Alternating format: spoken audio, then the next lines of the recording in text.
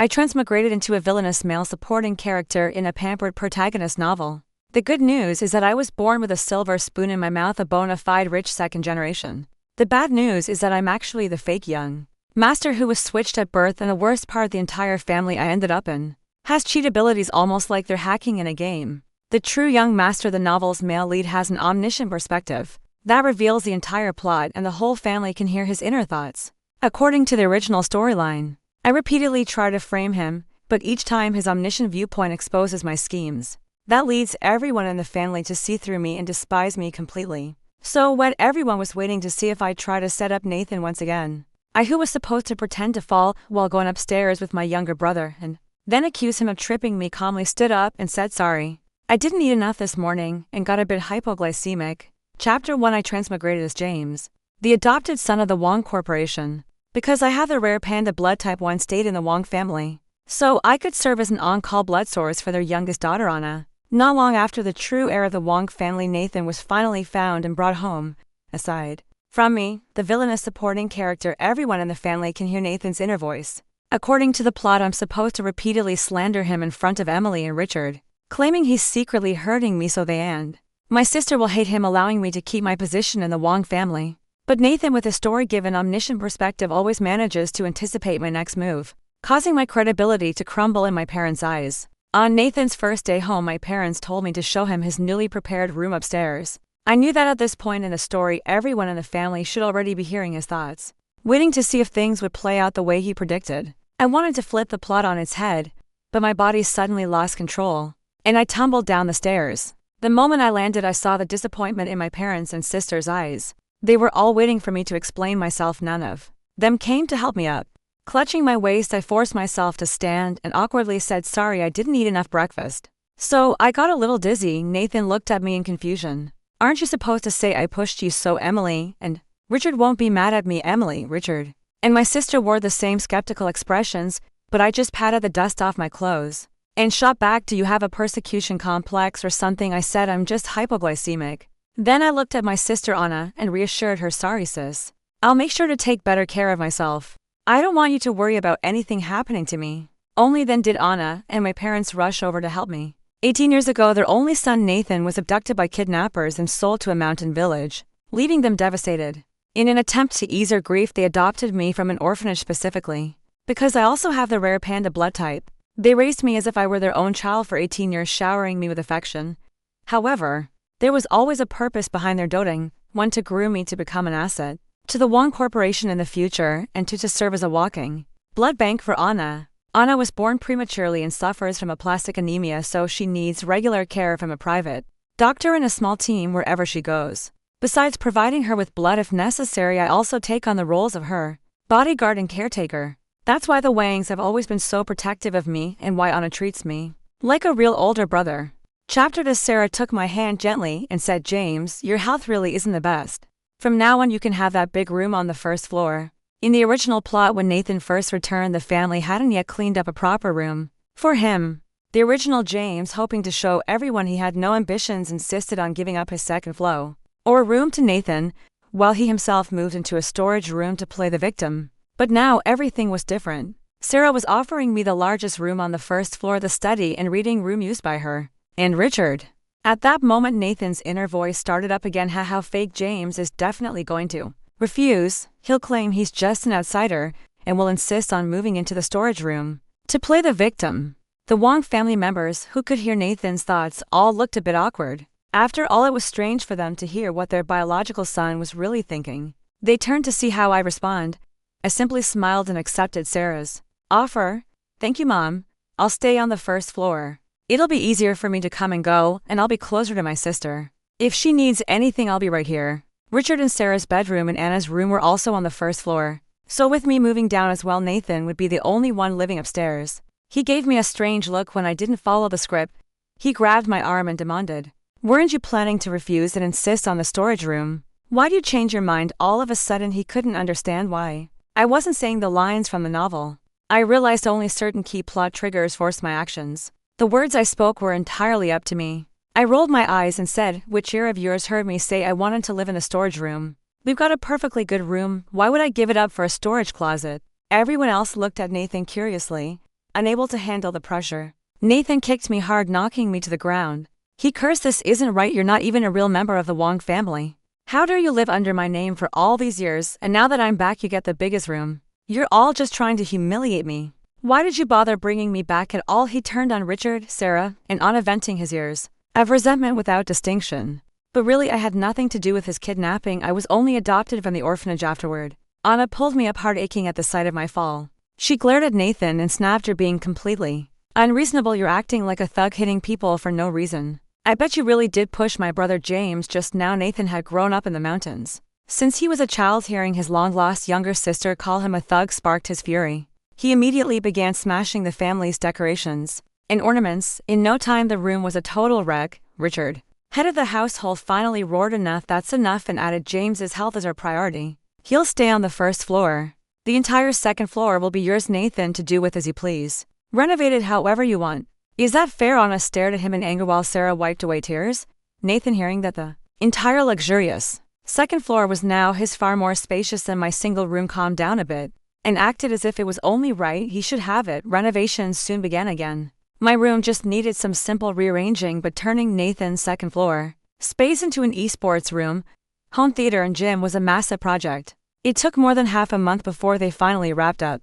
The noise of renovation disturbed everyone apart from Anna, who quarreled with him a few times. No one dared to say anything about it. Chapter 3. Now that Nathan had a room, his clothing situation was still dire. His clothes were tattered and worn. Seeing this, Sarah handed him a card saying, "Nathan, I used to give James and Anna an annual allowance of 1 million each year. We've owed you for the past 18 years, so to make up for it, this card has 20 million on it. You can spend it however you like." The moment Nathan heard the amount, his eyes lit up, but as soon as he realized I had received the same treatment, his face fell. Feigning indifference, he refused the card with a cold voice. "Lost familial love isn't something that can be replaced with money. I don't want it." However, his eyes stayed glued to the card, betraying his words.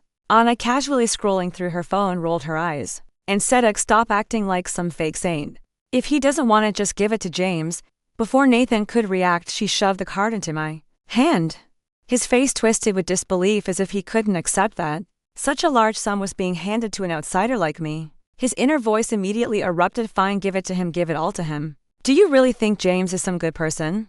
Before long, at Anna's birthday banquet, he'll tamper with her medicine, making her collapse from anemia and hover on the brink of death. Then he'll swoop in with a self-sacrificing act, donating blood to her and completely winning over the Wang parents' trust. And once you've handed the entire Wang corporation over to that ungrateful bastard, he'll toss you all aside like garbage. You'll be left begging on the streets." Anna, who had just placed the card in my hand, hesitated slightly after hearing this, and Richard and Sarah also started looking at me with suspicion. Calmly, I took out the bank card my parents had previously given me and handed it to Nathan. "You say I've taken your place and lived under your name for years. Now that Emily and Richard are making it up to you, you don't want it? Fine, take my card instead. Do you want it?" Nathan glared at me, but his hand shot out without hesitation, snatching the card from my fingers. Through clenched teeth, he muttered, "It was mine to begin with. Of course you should return it." Seeing me do this, the tension in Emily and Richard's eyes eased significantly, and Anna, realizing she had almost fallen for Nathan's words, felt guilty. She pulled out her own card and said, "Brother, don't bother arguing with him. If you need money, I have some too. We can share." I smiled and ruffled Anna's hair. Honestly, I couldn't understand why the original James had wanted to harm such a kind and considerate sister. Would it really have been so bad to just be a happy, carefree freeloader? Why insist on stirring up trouble? Chapter 4. Sarah took us shopping. Next, according to the original plot, I was supposed to act overly enthusiastic, treating Nathan like a long-lost brother while introducing him to high-end electronics, clothes, and shoes. But the real twist: as we left the store, I would secretly slip something into Nathan's pocket, setting him up for public humiliation. As a key plot event triggered, my body acted on its own. Without control, I stealthily slipped a Patek Philippe watch into Nathan's pocket. I wanted to step forward and pay for it, but I couldn't move an inch. Nathan's inner voice immediately started its usual commentary. "James, you really look down on me for growing up in the mountains, don't you? You just had to shove something unpaid into my pocket, framing me as a thief." Sarah and Anna, noticing my strange behavior, began to grow suspicious. Just then Nathan slung his backpack over his shoulder and said, "I don't like any of these things. Let's go." He stepped toward the store's exit, and just as expected, the security alarm blared. Sarah and Anna both stared at me in shock. A store employee quickly blocked our path. Excuse me, but could you please wait a moment? It seems an item may have left the store without being paid for. Cold sweat dripped down my back, and my heart pounded in my chest. Nathan, feigning innocence, smirked at me and said, "How should I know? If you think someone stole something, go ahead and search me. I don't mind." The employee checked his pockets and sure enough pulled out the watch, still with its price tag attached. Sarah's eyes widened in disbelief. Her hand trembled as she pointed at the watch. "That watch isn't." Before she could finish, the store assistant cut her off, her tone indifferent. "Apologies, but this watch doesn't belong to our store. I'll return it to you. Now may we check the rest of you as well?" The watch was handed back to Nathan. His eyes went wide. Wasn't this supposed to be stolen merchandise? Why was it being returned to him? Then when they searched me, they found a diamond brooch in my pocket. So in the end, I was the one who had stolen something. The employee's expression darkened. "Sir, shoplifting is a serious offense. We may have to call the police." I had no way to explain myself, so I simply bowed my head in shame. Sarah quickly stepped in. "I'm terribly sorry. He hasn't been feeling well these past few days. He must have forgotten to pay. Our family can afford anything. There's no reason for him to steal." Since Sarah was a frequent shopper here, the staff recognized her and knew the Wangs were wealthy. It was hard to imagine a member of such a prestigious family resorting to theft. So the store assistant nodded understandingly. "It must have been an honest mistake. I'll process your payment right away. Just a moment, please." Just as we were about to settle things, Nathan blocked the employee from leaving. He pointed at me and shouted, "No, he did it on purpose. He was trying to plant the stolen goods on me. But for some reason he ended up keeping them himself." "Don't be fooled." The store assistant hesitated, looking towards Sarah for guidance. Anna, exasperated, tugged at Nathan's sleeve. "Nathan, just drop it already." But Nathan wasn't done. He pulled out the watch from his pocket, the price tag still dangling. "And what about this? If that brooch was meant as a gift for Anna, what was this watch for? Wasn't it supposed to frame me?" The murmuring crowd around us turned their judgmental gazes toward me. Nathan grabbed my arm tightly, impressed. "Come on, admit it. Weren't you going to accuse me of stealing? Say it." The whisper spread. "Unbelievable. To rich kids, stealing from a store, what a disgrace. They already have everything. Why would they do this?" The rumors were quickly ruining our reputations. Finally, Sarah snapped. "Enough." Nathan seizing the moment, I lowered my head and confessed. "Mom, I'm sorry. I took the brooch. Anna's birthday is coming up, and I wanted to surprise her with a gift." Sarah and Anna exchanged glances, suddenly remembering that I had given my bank card to Nathan earlier that morning. It made sense. I had no money left to buy gifts. Nathan scoffed. "Oh, what a brilliant move, James. So the brooch was your sweet little secret present for Anna. And the watch wasn't that supposed to frame me?" Sarah finally lost her patience. Right there in the store, she slapped Nathan across the face. "Enough. That watch was James's birthday present. We all picked it out together for him. He never even wore it. He didn't even remove the tag. If he put it in your pocket, it was probably because he wanted to give it to you. How could you think so horribly of your own brother?" Nathan looked at me in disbelief. His expression twisted into a sneer as he nodded. "Fine. Well played, James. You got me good today. Just wait, I won't forget this." With that, he threw the watch onto the ground and stormed out. In reality, I had been carrying the watch from the moment we left home. When the plot triggered, my body moved on its own. If I had to steal something, no matter what, then I'd rather take responsibility myself than let the blame fall on Nathan. Back home, after hearing the full story, neither Emily, Richard, nor Anna blamed me. Instead, they quietly handed me the bank card Nathan had refused earlier. Richard sighed and said, "James, no matter the reason, you must never steal again. A bad reputation is hard to shake. Since Nathan doesn't want this card, you should use it instead." I happily accepted it. 20 million. I was overjoyed. Chapter 5. Nathan had started to sense that the plot wasn't unfolding as expected. He cornered me alone, his expression full of doubt and frustration. "James," he demanded, "you wanted to fall down the stairs and frame me for pushing you right at the mall. You tried to steal something and pin it on me, didn't you? Why did you change your mind?" I met his angry gaze, my voice steady. "Let me ask you first, why do you automatically assume I'm the bad guy?" His mouth opened slightly, but no words came out. In his mind, the answer was simple. According to the plot, I was the villain, a malicious supporting character destined to take over the Wang family's fortune, while he, with his knowledge of the storyline and the family's ability to hear his thoughts, was supposed to be the beloved protagonist who prevented it all from happening. His jaw clenched. "If you're really not a bad person, then prove it to me at school tomorrow." With that, he stormed off. I sighed, feeling a headache coming on. I had almost forgotten, unlike at home where the original James played the pitiful victim to bully Nathan, at school things were much more blatant. The original James had openly isolated and tormented Nathan. How was I supposed to handle this now? Chapter 6. The next day at school, our homeroom teacher introduced Nathan to the elite class. As soon as the introductions were over, Nathan started his inner monologue again. The moment I head back to my seat, James is definitely going to pull my chair away, making me fall and embarrass myself. The classmates, who could hear Nathan's thoughts, exchanged bewildered glances. He hadn't spoken a word yet they could hear everything in their heads. Still, curiosity got the better of them. They turned toward me, waiting to see if I'd actually do it. And just as Nathan predicted, my foot moved on its own, hooking the chair away. Right as he was about to sit down, I quickly spoke up, "Wait, don't sit yet." The teacher and classmates, who had just seen me pull away the chair, looked visibly disappointed. But hearing my warning, they became puzzled. I took my sleeve and wiped off the dust on the chair before smiling. "It was dirty, let me clean it off first." Relief washed over the room. "Oh, Nathan, your brother really takes care of you," one classmate commented. The teacher nodded approvingly. "That's right. Looks like you're being well taken care of now that you're back in the Wang family. Your brother is looking out for you." Even the teacher agreed. Nathan stared at me suspiciously. "You were definitely going to pull the chair away to make me fall. Why did you change your mind?" I shook my head in feigned innocence. "I have no idea what you're talking about. You misunderstood me." Since he hadn't actually fallen, he had no evidence to accuse me in front of everyone. Though furious, he had no choice but to sit down and let the lesson begin. But then his thoughts started up again. "I don't have proof now, but just wait. During break, James's cronies will pull a love letter from my desk and claim I wrote it to Lisa, the school's most popular girl. They'll humiliate me, saying I'm a toad lusting after a swan, and Lisa will hate me on my first day." The students who heard his thoughts frowned in concern. Meanwhile, I was too busy feeling relieved that I had avoided disaster earlier to notice the way the class was looking at me. When the break bell rang, my two closest buddies approached me. One of them shot me a knowing look and whispered, "James, it's all set. Just give a signal and we'll do it." That's when it hit me. This was another scripted event from the original storyline. This time it involved Lisa, our school's resident beauty, and a high society heiress. Many rich kids tried to impress her, hoping to win her favor. Again, my body betrayed me. I nodded. But at the same time, my mouth blurted, "No, don't do it." It was useless. Just like in the original plot, my two friends flanked Nathan and grinned. "Nathan, what did you bring on your first day?" "Hey, what's this in your desk?" with exaggerated flair. They pulled out an envelope and read it aloud. "Lisa, the first time I saw you, I felt like I had seen you in a dream. I like you and really hope we can be friends.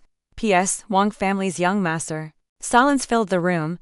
I stiffened in my seat, feeling every pair of eyes land on me. Before Nathan returned, Wang family's young master had always referred to me. But now with Nathan back, the title naturally pointed to him. Realization dawned upon my classmates. Oh my god, Nathan's thoughts were right all along. I can't believe James would actually do this. Why would he? He already took Nathan's identity for years, and now he's trying to humiliate him too. Lisa frowned and walked over. Without hesitation, she snatched the letter and threw it in the trash. Her icy gaze landed on me. It's his first day. Why would Nathan do something like this? I hope whoever is behind this nonsense knows when to stop. Nathan, finally witnessing a moment from the original plot unfolding as expected, became overwhelmed. Tears streamed down his face. The class buzzed with sympathy for him, and their resentment toward me grew. One student scoffed. "James, you're seriously too much. He's a real Wanger, and you're just some outsider. Yeah, you've already lived off his family for years, and now you're jealous of him too." Their words cut like knives. Drowning in accusations, I made a split-second decision. I wrote that letter, I admitted. The classroom fell silent for a beat, then erupted into chaos. Now that I had admitted it, the class had even more reason to attack me. But I wasn't done. I was going to ask Nathan to pass it to Lisa for me, I added quickly. But since everyone already knows about it, taking a deep breath, I walked over to the trash, fished out the letter, and stood in front of Lisa. I steadied myself, locked eyes with her, and said, "Lisa, I like you. Will you be my girlfriend?" The entire room exploded. No way, James actually likes Lisa. I almost thought Nathan was getting framed, but it turns out James was serious. Even students from the neighboring classes rushed over, eager to witness the commotion. "What's going on? Someone's confessing, come watch." The classroom became so crowded that no one could move. Lisa's face turned as red as a tomato. She had plenty of admirers, but no one had ever confessed to her so publicly before. The crowd began chanting, "Say yes, say yes." Meanwhile, Nathan realized something was off. He slammed his desk and shouted, "Shut up, that's not what's happening. Lisa, don't be fooled, he doesn't really like you." Some students frowned at him. What's Nathan's problem? Does he just want attention? Lisa hesitated and glanced at me with suspicion. Is that true? To prove myself, I started listing everything I knew about her. You love crabapple flowers and hate roses. You prefer white over black. You enjoy baking but dislike spicy food. After hearing this, the class collectively gasped. Nathan, being new to school, knew nothing about Lisa's preferences, but I did. And to them that meant I was genuine. Wow, James really does love Lisa, someone sighed. Yeah, I wish my boyfriend knew me that well. Lisa's face was practically steaming. She stammered, I am sorry, I don't feel that way. Let's just be friends. I let out a relieved sigh. Crisis averted. Unfortunately, all the noise had attracted a teacher who promptly dragged me to the office. There I was scolded about focusing on my studies and avoiding distractions like dating. I could only smile bitterly and nod along.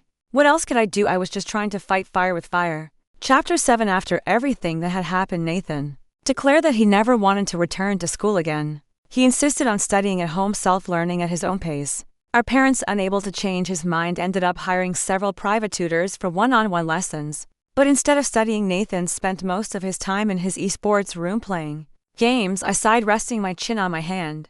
With Nathan refusing to go to school, those ridiculous school bullying plotlines would never unfold. That was a relief. Yet even as I relaxed, my gaze drifted toward Anna. Would that future event still happen? That was the real concern. As the tense atmosphere of studying took over, time flew by. And soon the college entrance exams were over. Thanks to Wang family's excellent educational resources, my grades were consistently top tier. Getting into a good university would be effortless. Nathan, on the other hand, was terrible at academics. But because of his protagonist Halo, his dedication to gaming paid off. He entered an international esports tournament solo and won first place. Big corporations lined up eager to sign him. With his newfound success, our parents were overjoyed, and even Anna looked at him with a bit of admiration. For the first time, I found myself genuinely envious of him without those absurd plot events forcing conflicts. I wasn't sure where my future in this world was headed. How could I live freely and happily here? As I pondered my next steps, an unexpected guest arrived, Lisa. She sat in her living room holding documents for an international research program. Sarah greeted her with a warm smile and served her tea. Her visit stunned everyone. The Liu family's wealth and influence far surpassed the Wang family by several levels. Many people had tried to curry favor with them, but never had the esteemed Miss Liu personally visited the Wang residence, and yet here she was. Nathan, eavesdropping from the side, was brimming with excitement. Of course, I'm the protagonist of this world, plus I just won a global esports championship. It's only natural that the heroine is here for me. She's pretty and rich, fine, I'll entertain her for a while. His smug expression didn't last long. Lisa turned to me and said, James, the first need a partner for this research program. You have great qualifications. Would you like to join me? Nathan's face instantly darkened. His expression twisted in shock. Wait, you came for James? Lisa ignored him and kept her eyes on me, waiting for my answer. Anna was equally stunned. You're inviting my brother James? Lisa nodded at her politely. Anna's expression stiffened. Even our parents seemed unsure whether to be pleased or concerned.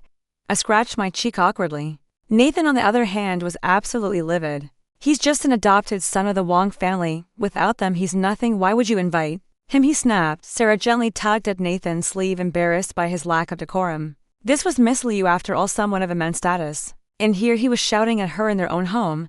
Yet Lisa remained unbothered. She responded calmly, who I choose to invite is my own decision. It has nothing to do with you. Nathan clenched his fist in frustration. Inside, his thoughts were boiling with rage. You ungrateful woman, you'll regret this. Anna's birthday is coming soon. James still has to tamper with her medicine, putting her life at risk so he can heroically save her. There's no way he'll leave for some research trip, just wait. Anna won't live much longer, his inner voice echoed in the silent room. Everyone froze. And just like that, my body reacted. I shook my head and declined, saying thank you, Lisa, but my sister needs me. I can't join you. Lisa blinked in surprise. She hadn't expected me to refuse. Anna looked conflicted. Sarah, her expression turning serious, spoke firmly. James is your mother. I'm making this decision for you. Go with Lisa. You can return after Anna's birthday. Richard nodded in agreement. You've taken care of Anna all these years without a break. This is a good opportunity. Take it. We'll handle things here. Despite their reassurances, I remained motionless. I couldn't nod. I couldn't shake my head. Anna opened her mouth as if she wanted to say something, but ultimately lowered her gaze, her expression unreadable. A heavy silence filled the living room. Everyone seemed lost in their own thoughts. Chapter 8. Despite everything, the Wang family's private doctor still drew 600 milliliters of blood from me before Anna's birthday banquet, just in case she had an unexpected bout of anemia. And then before I could recover, I was forcibly escorted to the airport to meet up with Lisa. On the plane, my head felt heavy, my vision hazy. The Wang family had sent me abroad, preventing me from attending Anna's birthday banquet. In a way, I had finally escaped the original plot. That meant the crucial scene where Anna's medicine was switched wouldn't happen. I was finally free from the storyline's grip. My body and actions were once again my own. I should have felt relieved. but an uneasy feeling lingered in my chest. As I stared blankly out the window, Lisa's voice pulled me back. "Do you know why I chose you as my partner for this research program?" she asked. I turned to look at her. Those clear, innocent eyes held no malice. Grinning, I teased, "Could it be that you secretly had a crush on me all along?" She chuckled and shook her head, but didn't deny it outright. Then she leaned in slightly and said, "I didn't bring any bodyguards or assistants with me this time. Let's make a deal." Several hours later, we arrived safely at our destination. I had assumed that attending a research program would be exhausting, filled with seminars and projects. But instead, all I had to do was accompany Lisa as she ate, drank, and enjoyed herself. Unexpectedly, Anna showed up. At that moment, Lisa and I were dining in a restaurant when Anna approached us looking nervous and uncertain. "Brother, I'm sorry. Am I interrupting?" I frowned in confusion. Before I could respond, Lisa had already stood up to welcome her. Come, you must be James's sister, right? Join us," she said enthusiastically, signaling for a waiter to bring another chair. But Anna declined, her sharp gaze locking onto me. "I don't want to face the birthday banquet alone," she admitted. "Without you there, I'm scared." I stiffened. What was wrong with this ridiculous world? I had thought I'd successfully escaped the crucial plot event, but now Anna had chased me all the way here to bring me back. I wanted to ask her, "Aren't you afraid Nathan was right? Aren't you afraid I might swap your medicine and kill you?" But the moment I tried, my jaw locked and no sound came out. The storyline's grip on me still wasn't completely gone. The most I could manage was a single question. Why? Anna lowered her gaze, her voice soft as she revealed the truth. The Wang family's purpose for hosting the banquet wasn't just to celebrate her birthday. It was to find her a suitable fiancé for an arranged marriage. This man would need to accept her chronic illness, her frail health, and most importantly, the fact that she couldn't bear children. Since such a match was unlikely to be found among the elite families, the Wangs had started considering candidates from less powerful backgrounds, someone who would be grateful enough for the alliance that they wouldn't mind her condition. Anna bit her lip before finally voicing the decision she had been suppressing for a long time. "If that's the case," she said firmly, "then I would rather stay with you forever." Her voice was steady, but there was a vulnerability in her eyes. "I know you won't abandon me. I know you won't hurt me. Right, brother?" Beside us, Lisa's expression froze in shock. Even I was left speechless. So this was another hidden subplot in the novel. No wonder the original James had acted out so desperately, trying to break free from the Wang family's grasp. I wanted to refuse, but the moment a key character appeared, my body betrayed me once again. To my horror, I found myself nodding. Lisa stared at me, completely stunned. Her disbelief was clear in her eyes as she watched me leave with Anna. Chapter 9. On the day of Anna's birthday, my unexpected return to the Wang estate was met with shock and disappointment. Richard's face darkened as he scolded me. "Why did you come back? Didn't we tell you to stay abroad until after the banquet?" Sarah, clearly on edge, immediately pulled Anna away from me. "Anna, don't get too close to your brother," she warned, "and don't worry about the medicine. We've already had the private doctor prepare a fresh batch." But Anna refused to be separated from me. She pulled away from Sarah's grasp and retrieved a small medical kit I had once prepared for her. "Mom, Dad, I want to prove to you that my brother loves me more than anyone in this world. He would never hurt me," she declared. Without hesitation, she grabbed the medicine and swallowed it. Richard and Sarah rushed forward to stop her, but it was too late. Nathan watched with amusement, his inner voice echoing through the minds of those who could hear it. "How that idiot Anna is finally going to die. Now you two old fools will finally see who the real Wang bloodline belongs to." But Anna showed no signs of distress. Alarmed, the Wang parents called the private doctor to examine the pills. To everyone's shock, the medication had indeed been switched. But it wasn't poison. It was just ordinary vitamin supplements. I patted my chest in relief. Luckily, I had anticipated this and prepared accordingly. Nathan, unwilling to accept the outcome, grabbed the private doctor by the collar and punched him. "You're lying," he roared. "James must have put poison in there." The Wang parents, shaken, turned to me with hesitant eyes. "James," Richard's voice wavered. "If you didn't plan to harm your sister, why did you switch her medicine? Was it just to go against Nathan?" Sarah asked, equally confused. I sighed. I couldn't reveal the truth about the storyline no matter how much I wanted to. Instead, I made my own request. "I want to leave the Wang family." The moment I spoke, Anna let out a piercing scream. "No, I won't allow it." She clutched her head, trembling violently. Then, all of a sudden, she collapsed. Her body, already weak, couldn't handle the emotional distress. The lack of oxygen in her blood caused her to faint on the spot. The scene spiraled into chaos. The birthday banquet, which had been meant to celebrate her, ended abruptly. I never expected that simply requesting to leave the Wang family would provoke such an extreme reaction from Anna. Later that night, the Wang parents spoke with Anna for a long time before calling me into a private meeting. They sat solemnly in the study, a stack of documents in front of them. Richard adjusted his glasses and sighed. James, you're a good kid. We don't approve of you constantly talking about leaving. Sarah's voice was gentle but firm. That's right. We've raised you for so many years and the Wang Corporation's future depends on you. You can't just walk away. I stayed silent. I had once thought the role of the villainous supporting character was a simple one. To make trouble fail and get cast aside. But now I realized that my life as a fake young master was far more complicated than that. Being adopted into this wealthy family had given me comfort and privilege, but it had also taken away my freedom. Then Richard opened the document folder in front of him. It was a marriage agreement. He looked me in the eye and said, Anna has already explained everything to us. Since you don't intend to harm her, we're willing to trust you. If you take care of Anna for the rest of her life, we will give you 20% of the Wang Corporation's shares. Sarah gently took my hand. As long as you continue to support the Wang family and care for Anna, we will always be a loving family. I stared at them. To me, Anna was just my little sister, someone I had grown up with and protected. But the powerful force of the storyline wouldn't let me refuse. No matter how much I wanted to reject the offer, my body wouldn't let me. Instead, I found myself nodding in agreement. I had no choice. For now, I could only pretend to go along with it. I would have to find a way to escape later. Chapter 10. After the Wang elders left, I planned to slip out of the estate under the cover of night. But they had anticipated my move. Guards had been stationed throughout the mansion, ensuring I couldn't escape. My phone had also been confiscated, cutting me off from the outside world. Frustrated, I paced my room trapped. That's when Nathan unexpectedly came to see me. James, he drawled, crossing his arms. I can tell you're not the same James from before. Raising an eyebrow, he smirked. You need to remember, I'm the protagonist of this world. You're nothing more than a stepping stone for me. His visit didn't surprise me. I already knew I was a villain of the story, destined to clash with him. But now in this twisted situation, he might actually be the only person I could use. He scoffed. You've been pretending to be a good guy, desperately clinging to the Wang family, and for what you'll never be more than Anna's personal blood bank. As long as she's alive, you'll never be free. I let out a cold laugh. What are you here to help me? Nathan grinned wickedly and stepped closer. Pulling a small pillbox from his pocket, he held it up between his fingers. You should have just followed your original script quietly, poison Anna. If she's dead, the Wang family will finally fear you enough to kick you out. He smirked. And when that happens, I'll help you escape abroad. You'll finally get the freedom you want. I stared at him, stunned. So this was how little he cared about his own sister. Was I really supposed to accept that the only way to break free was to follow the original script and become a Kellerth wedding day Wang family? Not wanting to delay things, swiftly arranged the wedding. On the day of the ceremony, Anna sat in the dressing room, her face glowing with happiness, as she had her makeup done.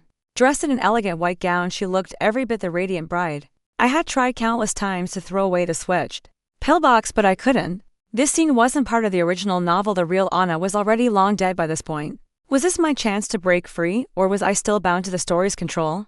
With a heavy heart, I found myself handing Anna the poison pills. Maybe I have to go along with the plot first before I can finally break free. Nathan, as Anna's biological brother, and my best man, straightened her veil.